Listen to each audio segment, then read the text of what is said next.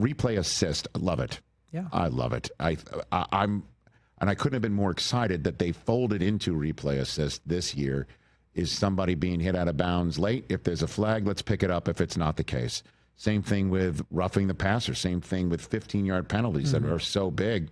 Same thing with grabbing face mask. Well, didn't grab it, pick the flag up. But they're not going to put a flag down on the field. Correct. I understand that.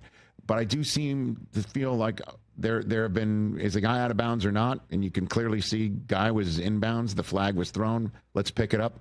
They're not doing it. Am I wrong? Am I missing anything? I'm not saying I'm seeing every snap of football, Sure. but I'm also seeing roughing calls that aren't roughing. And I understand that they want the officials on the field, that their subjective process is the standard. Like, let's go with them.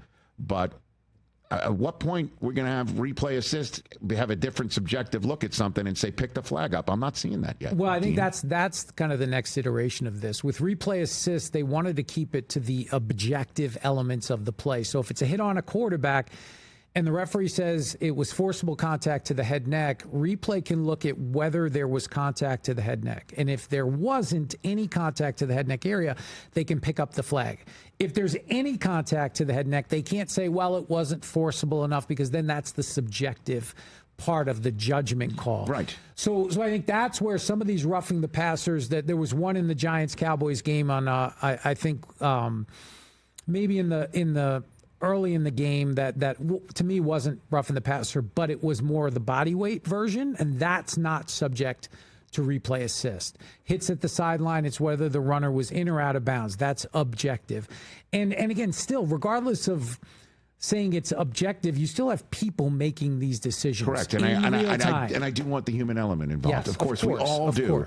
We all do. But we also, when does replay assist get the 100 people in a bar can see it, they all understand it, we know what it is type of mentality into replay assist? That's what I'm looking for. I think here. that's the next step. I think that's where but again, you got to be careful. We don't want to re-officiate every play, because then the game becomes unwatchable, in my opinion. So I think there's areas. I think replay assist has been great. I think they're gonna, they always take an approach of, we're gonna crawl before we stand up, and then we're gonna walk before we jog, and we'll jog before we run. So I think that's where they are right now. We're probably in a walking phase right now. So how does it work for people who are wondering? Does at some point in time somebody who's assisting via replay, looking at it, get in the ear of the head ref and say, we're looking at it, and the head ref might just call other officials over to take a second while that's being looked at? Is that how it works? They have wireless communication, so all 7 officials on the field have an earpiece, and they can listen in. The replay official up in the booth,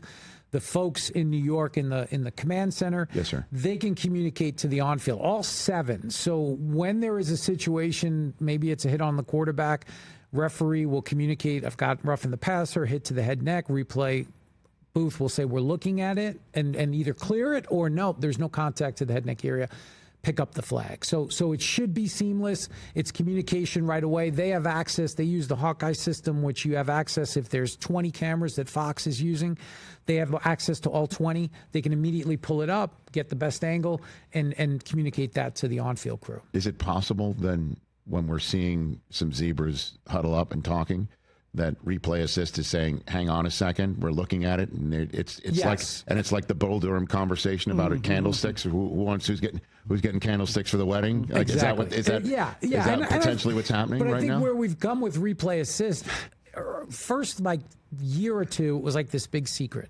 Like, we all know what you're stop. And now they've come out and said, okay, after replay assist, because before it was after discussion, it's no, you got it from upstairs. Stop. We know what's happening. And people kind of, I think fans are appreciative of being officious. Of course. Like that. Of course. Because we want to get this thing right. Again, I'll never forget being in the first owners meeting that NFL Network we covered, when replay was up for a vote about being made permanent.